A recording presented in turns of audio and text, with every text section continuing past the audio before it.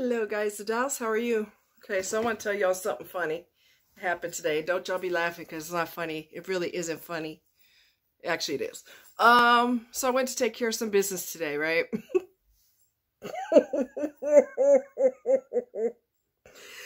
And I was with a friend of mine, and he dropped me off in front of the building. And he has a white truck, okay? Well, that's all well and good.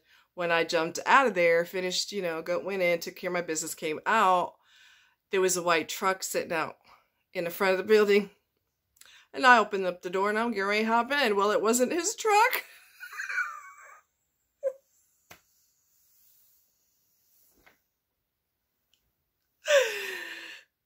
Thank God the guy took it. I said, "Oh, I'm so sorry." And he just laughed. It was like, "It's okay." So naturally, my friend had to tease me, and he said, "You carjacked somebody today." I'm like, "Shut your damn mouth." So anyway, a quick thing that I want to tell you, okay? While y'all still laughing, go ahead and eat it up, enjoy it. I don't care. I want you to watch, and I learned this the hard way, okay? I want you to watch a person, you don't know they're a narc at the time, right?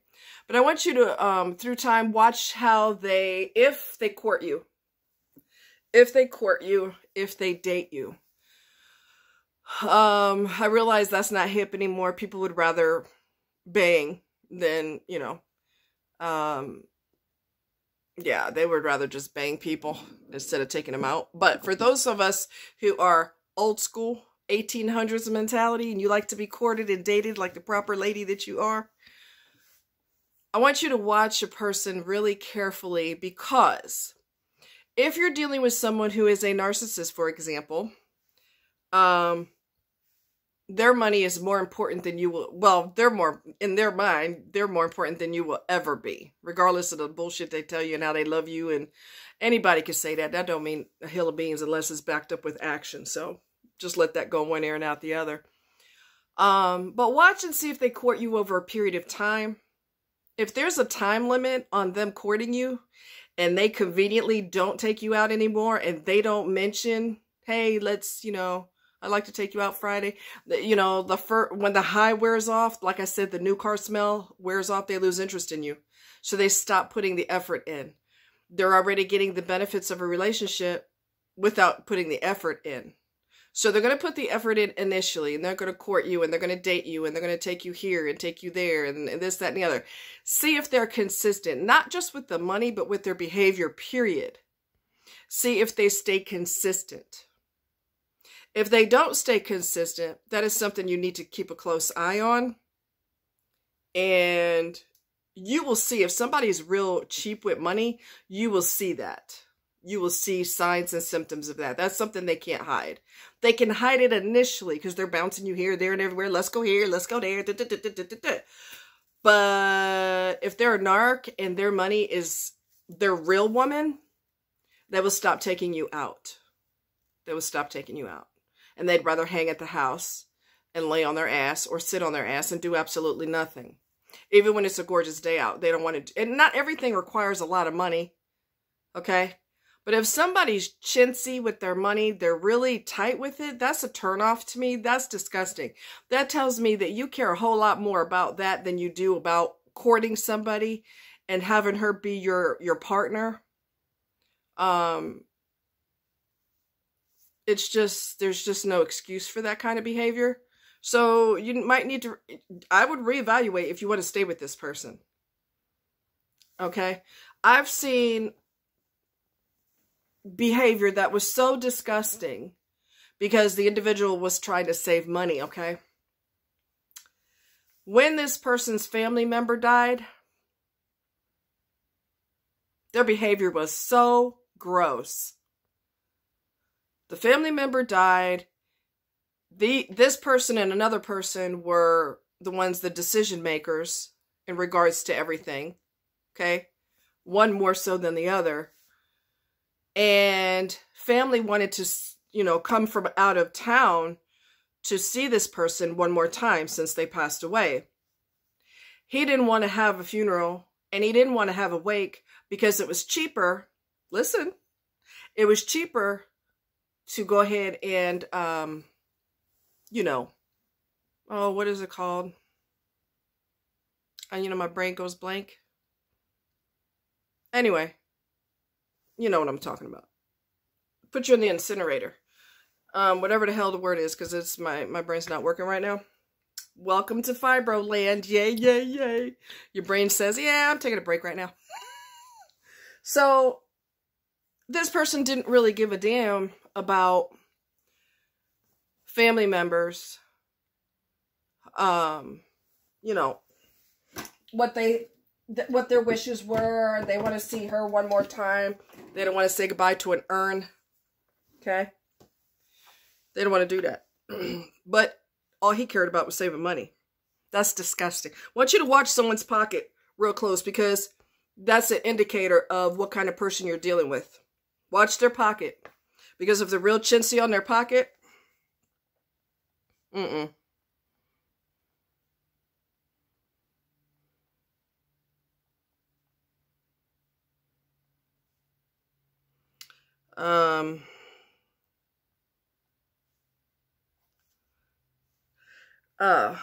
cremate. That's the word.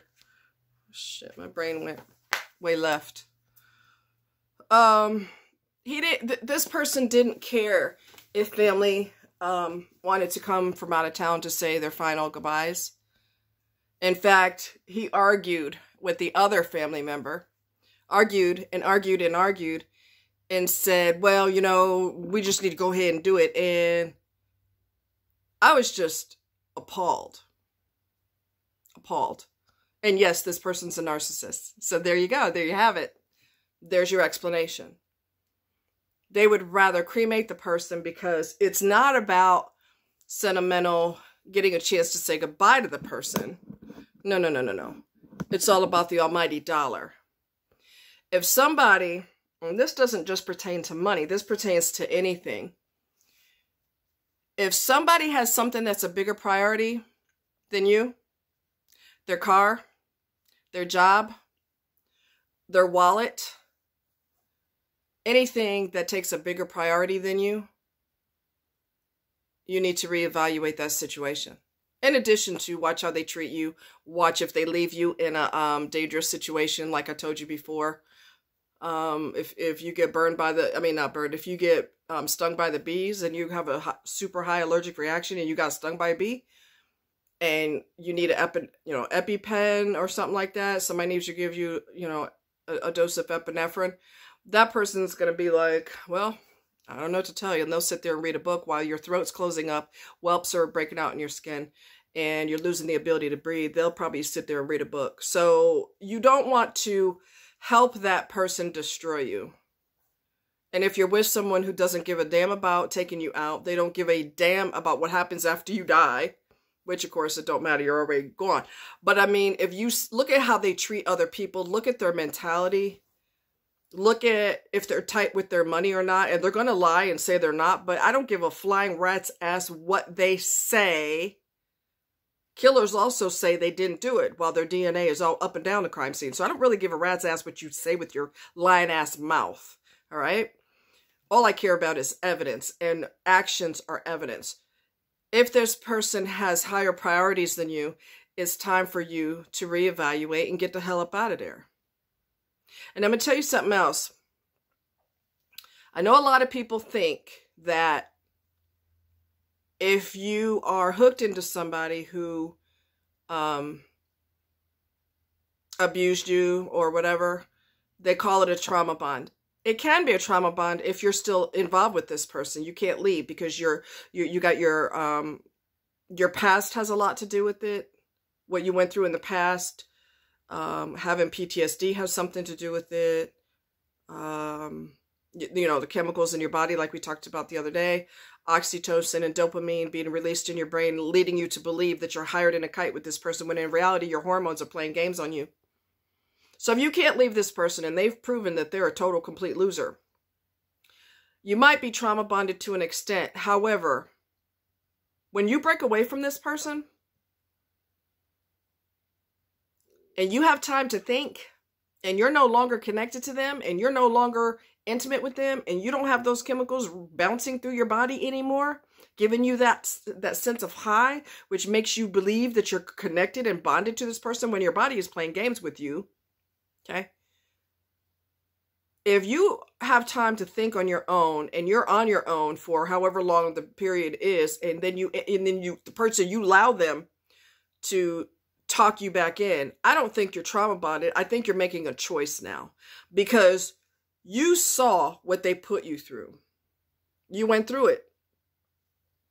All those chemicals are running through your brain, leading you to believe, and they're still BSing you until they start abusing you. All right. But when you finally do break away, you got a choice between person A, who you've known, let's just give an example. You've known them for a really long time and they want to go out with you. And then person B, who is crass, rude, and just overall not a good person, and you automatically draw to person B, you need to start breaking your pattern and you need to go with person A. You need to go with the person that you're not attracted to right out the gate. Because you have a history of automatically being drawn to a bad person. That's not a trauma bond because you don't even know this person. And even if you were trauma bonded, when you guys break up and you've had a chance to wash your brain of all the poison that they did to you and you're in the process of healing and then they schmooze you back in, I don't think you're trauma bonded. I think that's a choice. That's a choice. You know what they've put you through and you deliberately sign up for it again. Really? And another person, I know of another person that did that over the Christmas also. The person has beaten her up. He deliberately broke her cell phone. He has put her and her children on the street and she's back with him. Okay. She had a government house. So she was living on her own with her kids. So she had it made in the shade. Had a good job, nice apartment, everything else. Lost everything to be with him. And he eventually put her ass on the street with her children. And so she thought that was so much fun. She got back with him. You had time to think. You had time to process. You had time to start healing. And you deliberately choose him. That's a self-esteem issue. Not just a trauma bond, because you broke away from this person. You're not trauma bonded. I think that you are making a choice because your self-esteem is non-existent. Forget about low self-esteem. I don't think you have self-esteem at all. And let's just go deeper. If your dad was never in your life or your dad was a freaking loser, women end up choosing losers all their life because their dad's a goddamn loser. So he is subconsciously, she chooses people just like her dad. And until you realize that that's the pattern, you can't break it if you don't admit that there's a history of that. You have a pattern of doing that. So there's a difference between, this is just my opinion, difference between a trauma bond where you're still with this person and you can't think straight, but you're connected to them, almost like Stockholm Syndrome. But when you break away and you deliberately go back to them, you don't have any self-esteem. You don't have any. It's not low. It's non-existent. And again, if you have a history of having bad relationships with people because your father was a loser, so you subconsciously choose losers. Once you make that connection in your head, it's time to break the connection. Right? So then, and this goes for men too. If your mother was a loser, you might be drawn to women who are losers. If your mother was a drug head, you might be attracted to drug heads. Without even knowing she's a drug head, you're automatically attracted to her. So there has to come a point in time in your life where there's person A and person B, and you automatically always go to person B. You need to go to person A. No, you don't have sparks yet, but you can develop sparks. Sparks that hit you right away like a ton of bricks, that could be a warning sign. That could be a warning sign. You shouldn't be that high off of someone you don't even know yet.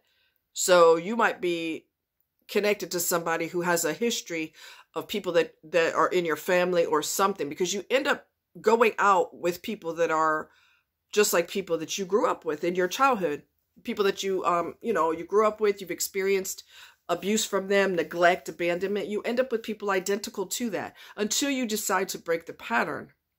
And if the only way that you could break the pattern is to be single, because nobody wants to step up to the plate and act like they got some goddamn sense, then you just have to be single. There's nothing wrong with that. Get a pet, get a turtle, a dog, a goldfish. You know, you don't have to put up with someone's crap just to say you have somebody. It's just not worth it. And the stress on your body is not worth it either. It's just not. And you don't know the stress. That's why you find out when you go to the doctor, like I said, and they do your blood pressure, and they're like, oh, what the hell is happening?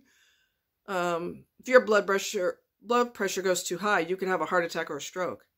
There's nobody in the world that's worth all that. Sorry, there's not. You can have a heart attack and die, or you could stay with this, you know, you can stay with this person and have a heart attack and die because of the stress that they're putting you through, or you could live longer and have a peaceful life by eliminating losers. Do you want peace, or would you rather die from stress? Because that's what it boils down to. You know what I'm saying? So, love you guys. Don't carjack anybody like I did. I love you guys. Take care. Bye-bye.